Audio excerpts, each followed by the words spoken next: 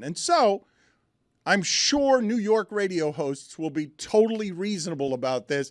Let's hear from Gio immediately after the single greatest Knicks season this century. Talking about Karl Towns. And they went and they traded for him, and he's making $50 million a year, and at the core, he's a loser. That is their biggest problem. The guy is a loser. He's a losing player. He complains. He is soft. He shows you flashes where he's the best player on the court. Not enough. He doesn't play enough defense. He bitches and moans. He is, up until this point in his career, a loser. I mean, that's hard to argue with. It is. It's well done by Gio. You have to stay on the front end before you call a guy a loser that he's making $50 million per year. So okay, this is not fair commentary to call Karl Towns a loser. I don't know how both of you are like, that's fair. He didn't win. I mean, what has he won? Yeah, right. He's probably won more games in his career than he's lost. Oh, those Minnesota years were really bad. Some lean years, man. Lean years. Lean College cuisine. and pro, you believe this is a player that has lost more than he has won? Wait, now we're extending it to college? And he only played 1 year of college. High school, too, Dan. He was probably undefeated in high school. You're right. Elementary. I mean, he was okay, crazy. I would just argue there's little gymnastics being done there. That is just like you can't argue with that. He's lost. You can argue with calling a human being a loser who's top 1% of the top 1% in a very competitive field at making money. You can argue with that, yes. You can't. It's not Gio did not close down the argument with a truth we can all agree with by saying the factual statement, Karl Towns is a loser. Uh-oh. Record for a career, 317 and 328. Loser. Dan, who did you call a loser the other day? You called a That loser. college year gets him over the top Let me because take a they look. were Let me more take a than look. 11 games over 500 Like at Kentucky. 32-0. They were more than 11 games over 500 in Kentucky. That's why I included the college years. He's over 500. Heady play. Thank you. Also, greatest shooting big man I've ever seen. Oh. You know, Mike Conley lost more home games in his first week in the NBA than he did his entire life before that, including high school, AAU, college, everything.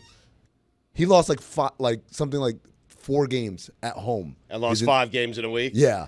With the Grizzlies when he was a rookie. Damn it, they were 38-1. That was a good team. It's a good team. They win a natty? No, that was a 1. Loser. Loser, yeah. We had Gio's opinion given on Karl Towns. Chris Cody said it's inarguable and a fact. Karl Towns is a loser. No more words need to be expressed on this subject. The subject is closed. No one's allowed to disagree with the assessment that the greatest shooting big man there's ever been and someone paid at the top 1% of the top 1% of a pretty competitive field is simply a loser. No other submissions on opinions will be allowed by Chris Cody, who says that the entire committee has closed, gone home, it's over. Karl Towns is a loser, and it's forevermore, you're saying, right? This is not Zagacki. Until he wins. I mean, Right. For this season. Come on. For this season, until the next season starts, loser. Okay, but he won more than all the teams but 4 in the sport. He won more, but still a loser. According to Thibs, did you guys see what he did in his press conference? We made the final 3 because their series was still going. It's like, I dude, love we that. made the final Yes. 4. Yeah. He's just like, we made the final 3. Yeah. You know what? Good point by Tibbs. Great point. I did math poorly there. They were one of the final 3 teams. By schedule. Their Yes. season was a game longer than Third place. Minnesota's. They are the bronze medalists Yes. on playing games. Bronze medalist, either the second loser or just a loser, but we can agree the bronze medalist is a loser. Put it on the poll at LeBatard Show. Is the bronze medalist a winner or a loser? Clearly ahead of Minnesota. Well, depending on how the finals play out, they may. I'll look into it. They may have played more games than one of the teams in the finals based on how quickly the series goes. So they could be a silver medalist in terms of games played this season. No. Put it Yes, on they the can. poll at LeBatard Show.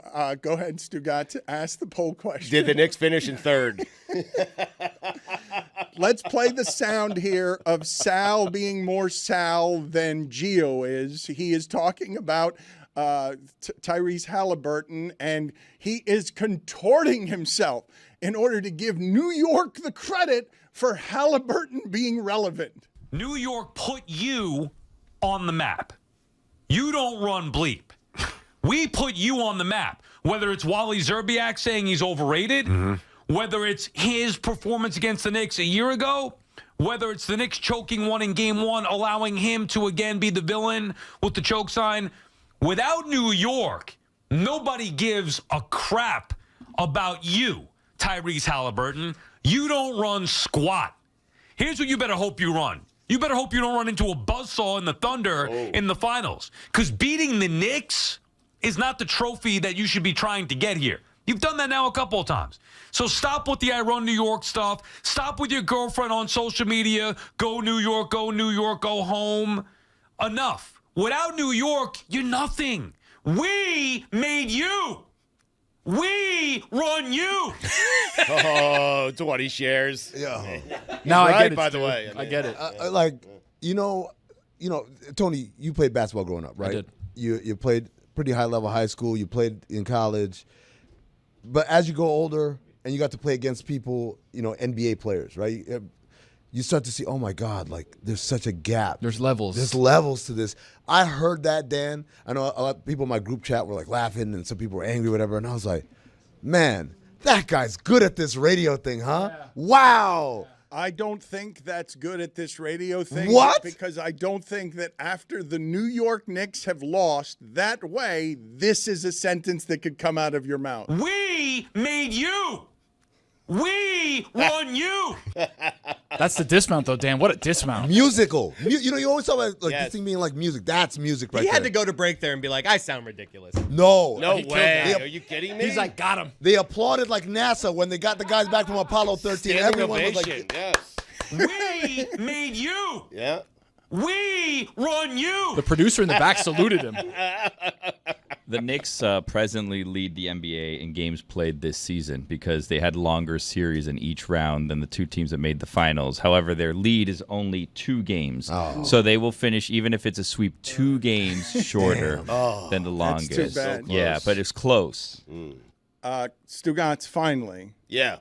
way too late.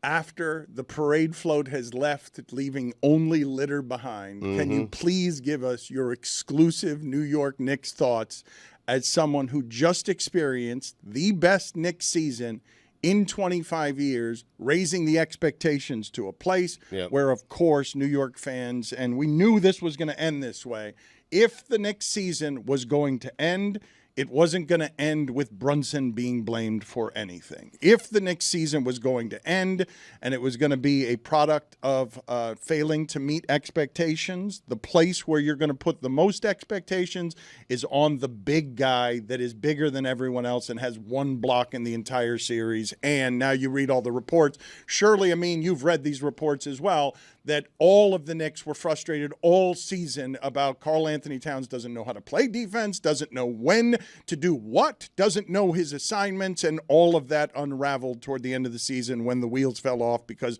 all of the Knicks were exhausted because they were only playing 6 players. So it was incredible reporting by Fred Katz and by James Edwards III for The Athletic. A lot of people were like, oh, so they just had this ready to go? I said, yes, this is how journalism works. We have the autopsy written as soon as a team is entering elimination phase. You got to have it ready to go because that's the number one time people want to read about what went wrong that season. And so in it, they're talking about a lot of things. It's not just about Towns. It covers almost everything. Everyone's got a little blame in there. Probably Brunson's the only one who goes off unscathed. But with regards to Towns, it's that attention to detail. Now, you got to remember, they're coming from a year ago. They were exact opposite. They were scrappy offensively, but defensively, they were elite. This year, they were an elite offensive team, but the defense kind of waned. And you remember on the show, I was telling you guys, I'm not confident in this defense. It's good enough for the 82-game season where nobody cares and we're Milwaukee tonight, tomorrow we're in Cleveland, the night after that Chicago. But when you get to the playoffs and people are game planning and they're attacking weaknesses, there were just too many. And one of them was Karl Anthony Towns, his either non-desire or non-ability to execute defensive schematics, right? And that's exactly what we saw Indiana attack.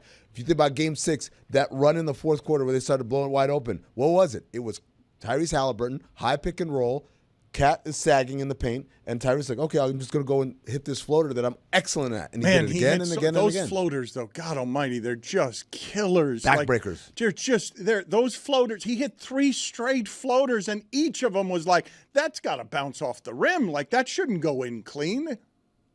It's a terrible job by those players for holding on to that Karl Towns was not willing to play defense, that he's soft until after the Knicks loss. Say it while the season's going on. Well, I think they may have actually said it to the reporters, and the reporters just held it. Well, then a terrible job by those reporters. I mean, what are we doing? Well, but Amin's telling you that it's standard operating procedure, that everyone's got their autopsy for the things that went wrong when you start blaming people. Allow me to be the one to criticize Jaylen Brunson, okay? Because he's our best player. He's the guy. He's the reason. Because Dallas didn't think he was very good. The Knicks thought he was going to be good. Not this good, but he's turned out to be great. He got them to the Eastern Conference semifinals a year ago, Eastern Conference finals this year. We also, conveniently forget that Jason Tatum got hurt in the series against the Knicks for Boston. But Jaylen Brunson is the leader of that team. He is the leader. Jaylen Brunson, how about you work on your defense? Because when they see the leader, because he's a defensive liability for that team, when the rest of the team sees the guy who's the leader, who's never going to be criticized, working hard to improve his defensive game, the rest of them will fall in line. This is on Jaylen Brunson. You can blame Karl Towns all you want. Jaylen Brunson is their best player. If he wins, he gets all the credit. And when they lose, he deserves at least a portion of the blame.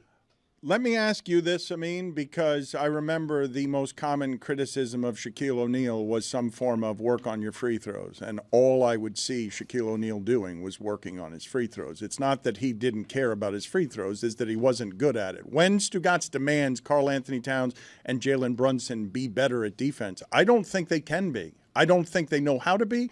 I don't think that they have the footwork and speed and quickness and size, both of them, to be what they have to be on defense. I think they're limited there, and no amount of will make them better at defense. Do I have it wrong? So, first of all, for Shaq, you're absolutely right. Obviously, I was with him for a year and a half in Phoenix, and he shot something like 80 to 85% in the practice court. And it's not just that he made them; his form looked different.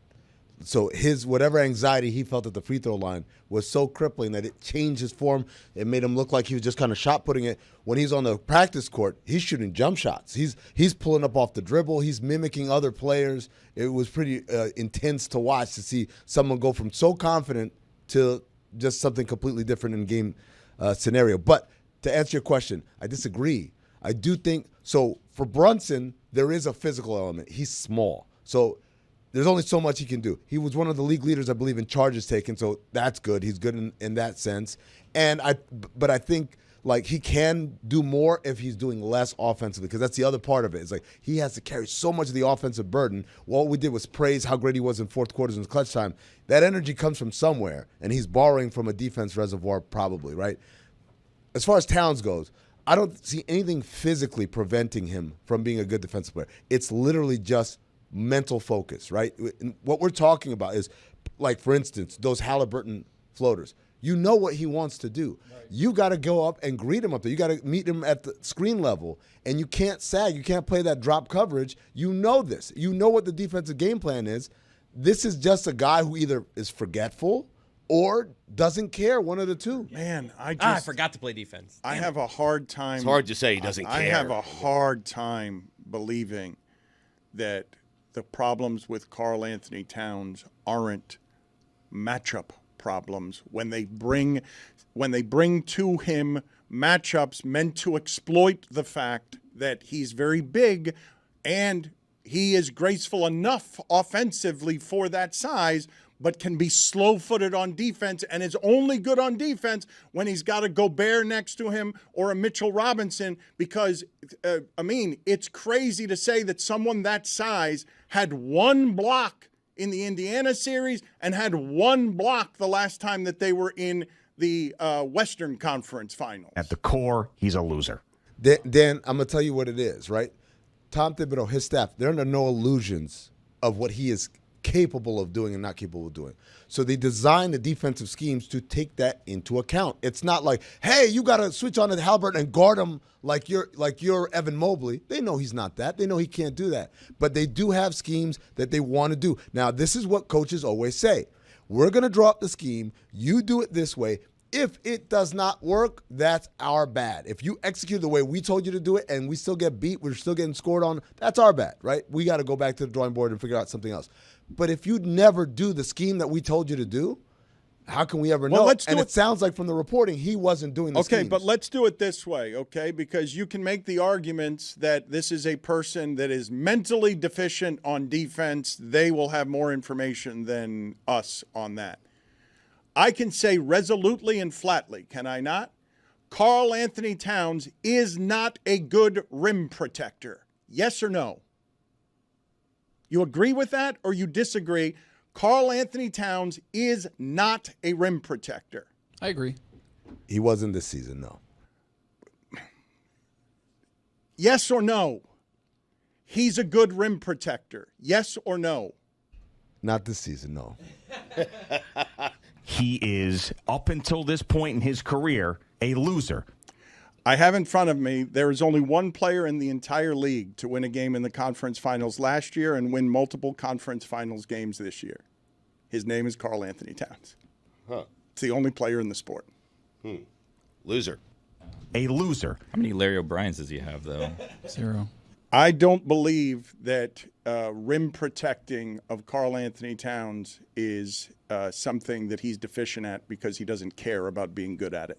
A loser. Do you understand how insulting it is to say that of somebody? Do you understand how little it regards what athletes have to do when someone's not good at something and you say, well, they don't care enough to be great at it? Dan, I'm not using a blanket statement here because he wasn't good at it. As ipso facto, he doesn't care. I'm telling you, based on the reporting, his own teammates felt like he didn't care.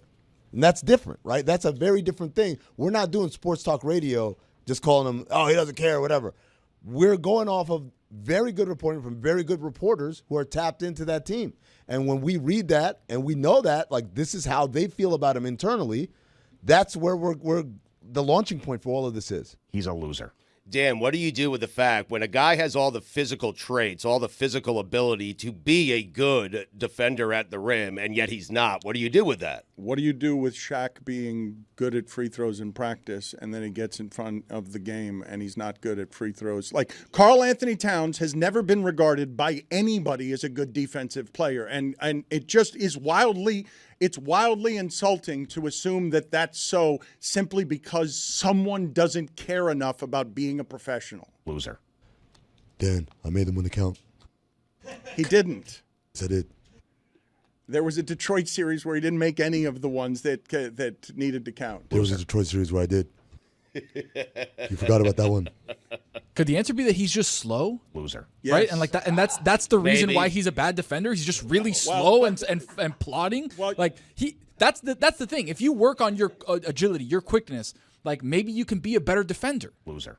The interesting thing about you saying slow is that his teammates are saying it's mentally slow. Loser. That the teammates aren't even saying that it's physically slow. It's that he doesn't understand what his assignments are on defense. How many times in that series, Stugotz, were you frustrated because the 7th pass to Indiana was making at the end of the shot clock was the one that was wide open in the corner for the most efficient shot? Wide open because they were taking it right before the shot clock because he wasn't doing whatever he had to do on some sort of rotation. Loser. I was frustrated the same amount at Karl Anthony Towns as I was at Jaylen Brunson for playing. I will tell you that I think this is what's happening here, Amin, and I think it's what's also happening with his teammates. They're just doing this physically. Jaylen's trying hard because look how small he is. Of course. Look at how good Karl Anthony optics Towns. factor into it. Yeah, yes. but perception's not reality. Reality is reality. Like, okay, optics factor into it. They lost, and therefore you call him a loser. I generally am not willing to say that somebody at the top of their profession doesn't care about their profession. But Dan, when you have a guy of that size with those physical traits, with ridiculous ability, he does for a guy who is that tall. And the last 3 seasons, he's 0.6 blocks per game. You have to start questioning some things. I'm saying that he's not good at block shots. That he's cement-footed. He was though. But also, Dan, like, not caring comes in many different forms. Not caring could be like, man, I don't care. Like, that's, I think, how you're taking it. But there's another form where it's like, hey, I really need you to lock in. All right, cool. Walk out there, and he forgot what we're doing. Like, that's a level of not caring. It's not a dismissive not caring. It's not like he doesn't feel remorse for it, but it's still a level of you didn't care enough to execute. I would argue at this point, if you're having trouble with the playbook, it might not be caring. It might be some sort of mental deficiencies that make for difficulty with what the playbook is. Like, and perhaps that is also insulting, but I'm simply... Yeah, would you rather be told you don't care or you're dumb? I mean... I'd rather be told I don't care. If I'm dumb but I do care and I'm trying, then, there's that. There is that with you. I mean, your thoughts here on which one's more insulting, because I do believe we can just have the assessment. It's allowed. He's not good at this. Loser. I would definitely not want anyone to question my mental ability to do anything. I would rather you think that I'm just lazy or I don't care or I'm dismissive 1,000,000 times before I have anyone call me a dumbass out there. Put it on the poll at LeBatardShow. Which would bother you more? People thinking you're lazy or people thinking you're dumb? I get both, so. Turns out Shaq won 4 NBA titles. Not a loser. Not a loser. Not a loser. It doesn't matter about his free throws. 3 straight, I think. 4-time Made champion. him win the count. You said that Karl Anthony Towns is a loser. I skated in with the math, and from my math friends, he's slightly over 500 since his college career. What do you imagine the Knicks record is over the last 25 years? Is Karl Anthony Towns the loser, or is the organization the loser? Do you think the Knicks have won more than they've lost the last 25 years? The funny thing about this entire conversation, he's 6 wins away from being the savior. I mean, ridiculous. I understand why we call athletes losers. In no walk of life or occupation does the way that man is measured end up with any other person of comparable skills being called a loser. Knicks are 869 and 1139 between June 3rd, 2000 and June 3rd, 2025. They run Halliburton. Losers. New York runs Halliburton.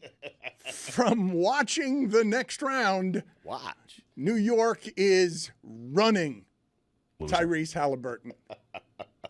Billy, Sal is right about that, though, right? Loser. We don't talk about Halliburton when he's playing the Bucks. We don't talk about Halliburton except when he plays the Knicks every year in the playoffs. We made Halliburton. I have said before Good job by Sal. that New York, when it comes to the math of things, is always time-squaring everyone's importance, including the failed realtor that's now president of the United States. Because when you're a fraud there, you can be a fraud anywhere. We made you. We run you. Such a great dismount, man. I don't know. it? It's a what? Play it again. We made you. We run you. It's that rhythm. Yeah.